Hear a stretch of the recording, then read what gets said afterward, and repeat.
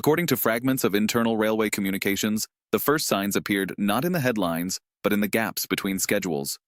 Freight trains bound for Kaliningrad began to slow along the Belarusian-Polish corridor, their arrival times slipping by minutes, then hours, then days. No announcements, no official warnings, just the quiet accumulation of delay. By the time Moscow noticed, the land bridge that connected the mainland to its western enclave had turned into a graveyard of stalled locomotives. At first, dispatchers assumed a glitch. Cross-border coordination had faltered before. Storms, paperwork, routine inspections. But this was different. By midnight, a strange pattern emerged. Every freight crossing near Suwałki was marked temporarily closed for verification. The phrase was bureaucratic, harmless on paper, yet those who knew the system understood its true meaning. Verification meant paralysis. Nothing moved in or out. From the Kaliningrad side, the silence deepened. Reports came in of shadow trains, convoys that had departed Moscow's depots but never arrived, their GPS signals vanishing somewhere between Grodno and the Polish frontier. To trace them was impossible. The border surveillance had gone blind overnight. Officially, there were no missing trains. Unofficially, there were dozens. In Moscow's transport ministry, the tone shifted from confusion to dread. A confidential report, later seen by select insiders, described the event as an operational blackout induced by third-party restrictions. The words were careful, avoiding the word blockade, but the meaning was clear. Poland had quietly closed its gates, not with soldiers or barricades, but with paperwork, scanners, and silence. According to a senior logistics officer, the first internal meeting was surreal. Maps projected on the wall, numbers of stranded freight cars flickering in red, and the heavy realization that the route through Belarus, the artery feeding Kaliningrad, had ceased to exist. Someone whispered, "It's like we've lost a limb." No one disagreed. What followed was a choreography of denial. Official channels spoke of temporary technical adjustments. State television showed footage of trains moving smoothly, though the images were weeks old. On the ground, station workers received new instructions. Engines must remain on standby, headlights off, radios silent. A network of waiting machines, frozen in twilight, guarding a silence that no one dared to name. Meanwhile, in Kaliningrad itself, the effects became visible within days. Shipments of fuel slowed to a trickle. Retail chains began quietly rationing basic goods. The port, once alive with the hum of freight, now echoed with wind and empty cranes. Officials promised new routes by sea, but everyone knew what that meant: higher costs, longer waits, and dependence on weather. In private, the regional administration sent encrypted reports to Moscow. Situation critical by week's end if overland transit not restored. The reply arrived hours later, a single line: maintain composure, negotiations ongoing. No one believed it. By the end of the week, diplomatic channels confirmed what everyone had feared. Warsaw had not simply slowed the corridor, it had closed it. Quietly, without ceremony, under the pretext of security review. The message was unmistakable. Kaliningrad was now an island. In the old geopolitical maps, the corridor between Belarus and Poland was drawn as a narrow thread, a fragile line of steel connecting two worlds that no longer trusted each other. For years, it had survived through inertia, politics, and fear of escalation. But the balance had finally snapped. Geography had rebelled. Inside the Kremlin, the phrase temporary disruption became taboo. Instead, they spoke of reorientation, maritime alternatives, flexible logistics. Yet, even as new words were invented, old realities returned. Kaliningrad, that western fragment of empire, a relic of post-war borders, had once again become what history always intended it to be: a fortress surrounded by silence. Those who monitored the rail frequencies heard something strange in the static. Faint transmissions from stranded trains still sending automated signals. Ghost beacons, repeating the same coordinates, waiting for permission that would never come. An internal memo circulated among intelligence analysts described them as phantom assets. Machines trapped in the borderlands, engines idling without destination. They are not lost, the report concluded. They are witnesses. But witnesses to what? To the quiet undoing of a geopolitical illusion. That Russia could forever stretch its reach across borders that no longer wished to open. By now, the satellite imagery showed the truth in cold color. Endless lines of freight cars, their shadows cast on snow, forming dark scars across the landscape. Each train a sentence in a story that Moscow refused to read aloud.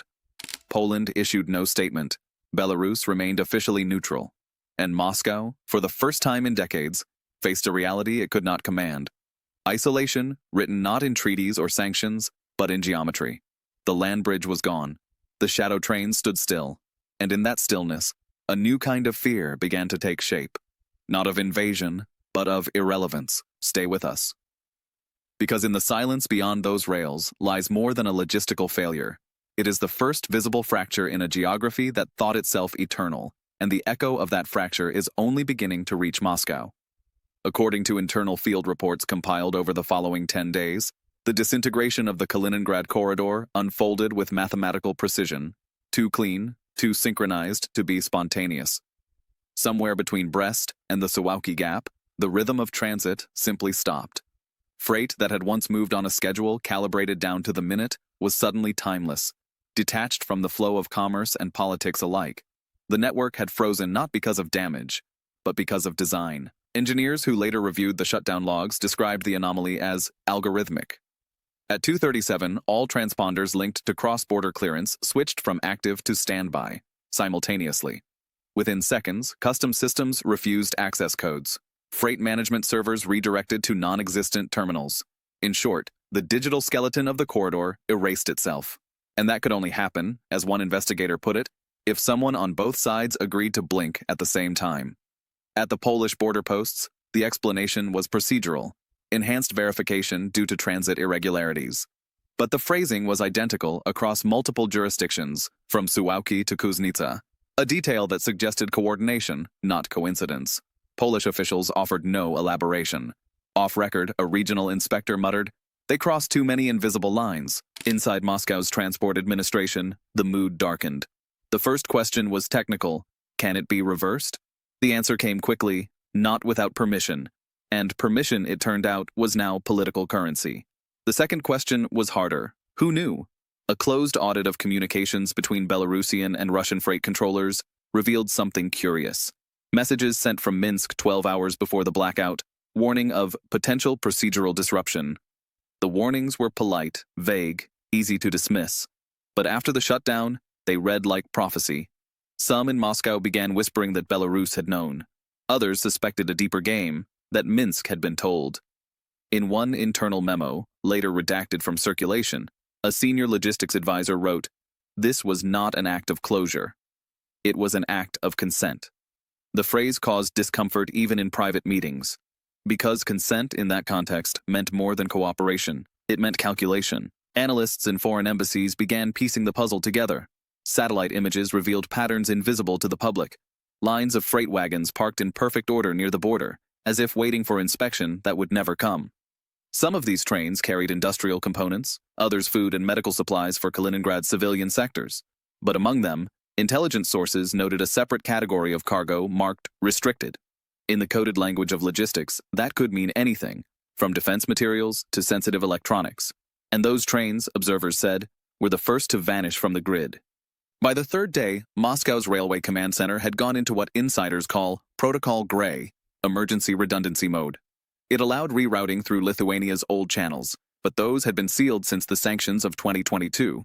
What remained was maritime supply through the Baltic, expensive, slow, and weather-dependent. To activate that route was to admit defeat. And yet, quietly, Moscow began doing exactly that. Barges loaded from Ust-Luga and St. Petersburg began heading toward Kaliningrad's ports, escorted by vessels under civilian flags. It was a logistical humiliation disguised as adaptation. Every hour the blockade continued, Moscow's dependency deepened. Behind the scenes, a small team of intelligence analysts at the Federal Institute for Strategic Studies drafted a private paper titled The Kaliningrad Scenario. Its conclusion was stark. The corridor is lost not by force, but by consensus of indifference. That phrase, consensus of indifference, would later circulate among insiders as a euphemism for geopolitical abandonment. Meanwhile, the stranded trains remained, immobile relics of a frozen route. Their engineers, forbidden to leave, camped inside cabins that had turned into metal coffins of bureaucracy. Night after night, they watched their headlights reflect off the snow-covered rails, fading into nothing. Some still reported over shortwave, their voices trembling between static. Position unchanged. Awaiting clearance, no one replied. For the outside world, the story was invisible. Television continued to show images of moving freight. Officials spoke of partial redirection. But deep inside the network, reality had diverged. The corridor was dead, yet no one was allowed to bury it. A confidential exchange between Belarusian customs officers and Russian transit coordinators later surfaced, short, almost poetic in its brevity. The final line read, "Trains no longer move, only consequences do." Those consequences rippled outward. Within a week, regional fuel shortages hit Kaliningrad. Prices climbed. Local factories went into maintenance pauses. Civilian morale weakened. Even the military bases stationed there reported reduced mobility. The fortress had become a museum, defended, supplied, but surrounded by emptiness. In Moscow, economic strategists began whispering what no official dared to say aloud. Kaliningrad has returned to its natural state, isolation. Not as a punishment, but as geography reclaiming its rights. There were rumors that certain officials in Warsaw described the event not as a blockade, but as a test of endurance. If that is true, then the test was passed, not by strength, but by silence. Even now, analysts argue whether the shutdown was a warning or a rehearsal. Was it meant to signal limits, or to demonstrate how easily the arteries of empire could be frozen with a single bureaucratic breath? The ghost convoys still wait. Their engines rust, their cargo forgotten, their manifests sealed under layers of classification. Yet their existence, half real, half spectral, remains a message.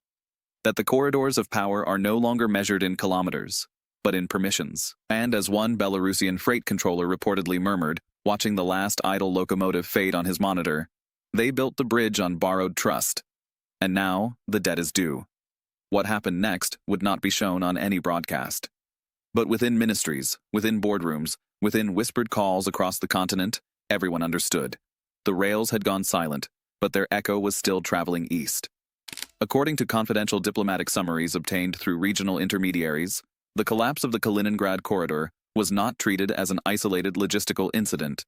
Within days, it had mutated into a strategic crisis, one wrapped in polite denials and sealed behind the language of technical consultations. What the world saw was calm. What insiders heard was panic compressed into silence. In Moscow, the Security Council met under the pretext of transport resilience. Behind closed doors, the tone was darker. The land bridge had not only vanished, it had exposed something that the government had spent years denying. The empire's geography was no longer loyal. Every map projected onto the briefing screen showed the same humiliation, a fragment of territory, severed not by force, but by paperwork. To the old guard, this was heresy. To the younger strategists, it was reality. Belarus, officially neutral, became the quiet center of attention. Minsk had promised cooperation, yet the timing of its responses raised suspicion. Polish closures, Belarusian silence, the symmetry was too precise. Moscow demanded explanations. Minsk offered condolences. In diplomatic language, that was worse than defiance. Condolences mean acknowledgement of loss. According to a redacted portion of the Internal Energy Report, the crisis triggered a sequence of emergency recalibrations. Resources were rerouted, subsidies frozen, and pressure applied to every neighboring ally. Yet even these measures felt like moving air in a sealed room. Poland's decision had rewritten the logistics of the region in a single act of administrative warfare. No tanks, no missiles, just sealed gates and the unbearable sound of engines waiting in vain. Foreign observers began to speak of the Iron Curtain in reverse. In the old Cold War maps, Moscow's reach had extended westward. Now, the curtain moved east, not as ideology, but as border control.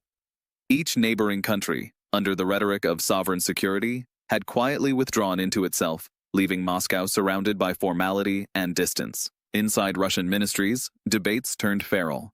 Some argued for confrontation. Reopen the corridor by any means necessary, even at the cost of escalation.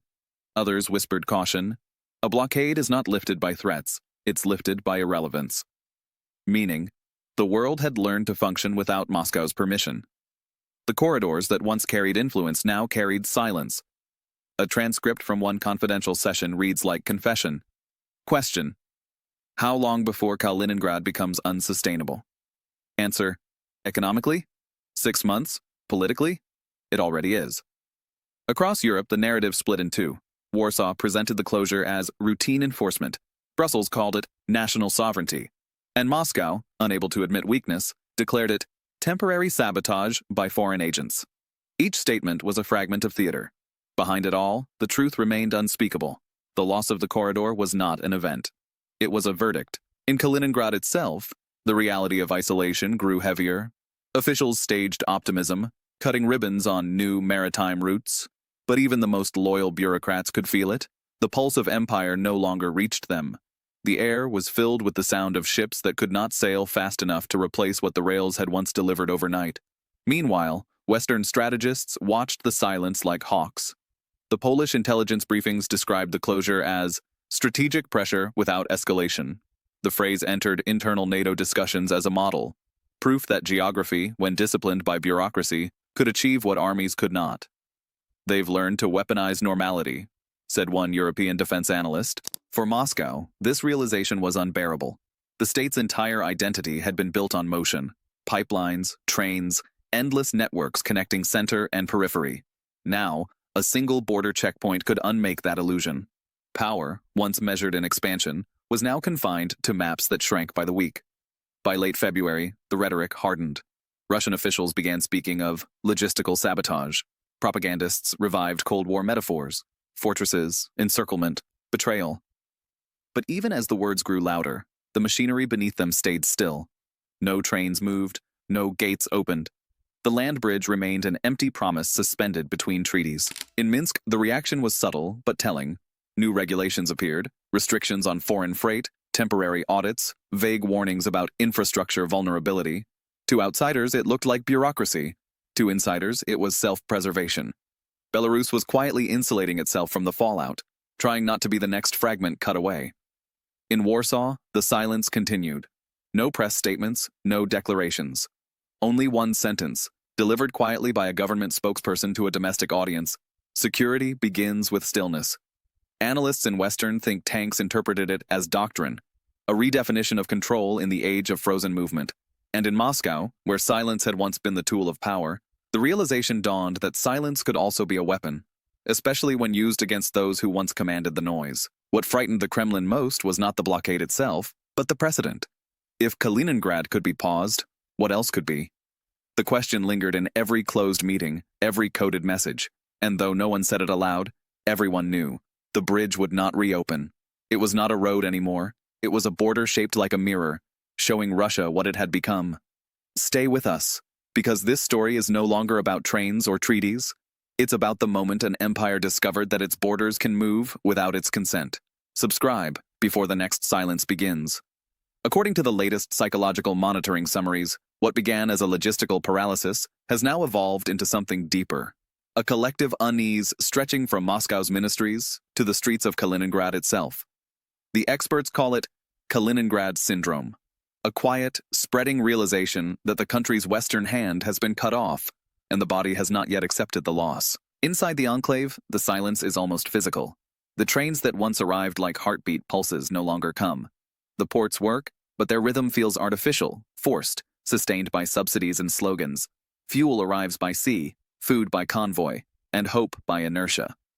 Residents still talk about temporary difficulties, but their eyes betray fatigue. They've heard that phrase before. It always means forever. In Moscow, the aftershocks manifest differently. The bureaucratic machine pretends calm, but beneath it lies panic disguised as paperwork. Ministries compete for blame avoidance, each presenting flawless reports that prove nothing was their fault. Committees meet, write protocols, and adjourn into silence. The land bridge has vanished from daily vocabulary. It is now called the Western Connection, a euphemism as fragile as the situation it conceals. A leaked memo from the Economic Directorate describes widespread cognitive fatigue among mid-level officials. The language is clinical, but its meaning is brutal. They have lost faith in continuity. Every plan they draft feels obsolete the moment it is printed. The corridors of power hum with artificial optimism, yet the subtext is resignation. Even in private conversations, the word Kaliningrad has become taboo, a ghost word, avoided in meetings, replaced by gestures, nods, and sighs. In border regions, the mood is darker still. Truckers who once ferried goods along the western routes now sit idle, their contracts terminated until normalization. Villages near the old crossings grow quieter each week, stores empty, fuel prices climbing, children leaving for cities. A retired station master in Smolensk reportedly told a journalist off record, The empire has forgotten its own edges. The interview never aired. Inside Kaliningrad itself, the emotional fracture widens. Some residents dream of maritime prosperity, of becoming a Baltic hub independent from Moscow's gravity. Others whisper of abandonment. "We are still Russia," one port worker said, "but Russia feels far away." His words were later quoted in a closed internal briefing as indicators of sentiment drift.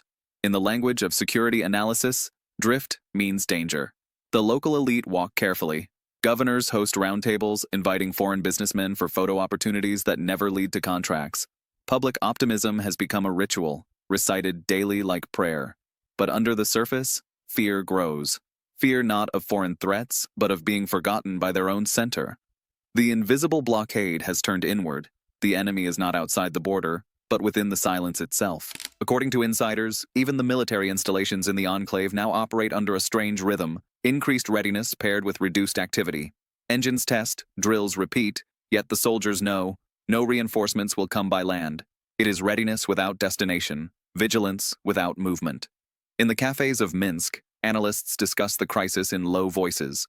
One compared Kaliningrad to a sealed jar. The air inside is still breathable, but it's the same air, over and over again. The metaphor spreads quickly. Within Moscow's think tanks, the phrase sealed sovereignty begins to circulate, a euphemism for control that has stopped expanding. Meanwhile, state media fills the gap with triumphs elsewhere. New trade routes, new alliances, new promises. But the silence around the corridor remains. It hums like background radiation, invisible yet constant, a frequency that everyone hears but no one dares to mention. Among insiders, one particular quote from a border official has become a grim joke. "We didn't lose Kaliningrad, we just stopped being able to reach it." It captures perfectly the essence of this new reality. Not defeat, not disaster, but disconnection. And perhaps that is what terrifies Moscow most, that the empire's dismemberment has come not through war or rebellion, but through distance. The borders did not move outward or inward, they simply stopped responding. Now, across ministries, analysts whisper that the next fracture will not be territorial, but psychological. The slow erosion of belief in an unbroken whole. Because once a state learns to live without part of itself, it learns too easily how to lose more. Stay with us, because the silence that began in Kaliningrad is spreading east, and what it carries is not just absence, but a question. How long can a country continue to move if its rails no longer reach its own reflection? Subscribe before the next map is redrawn in quiet.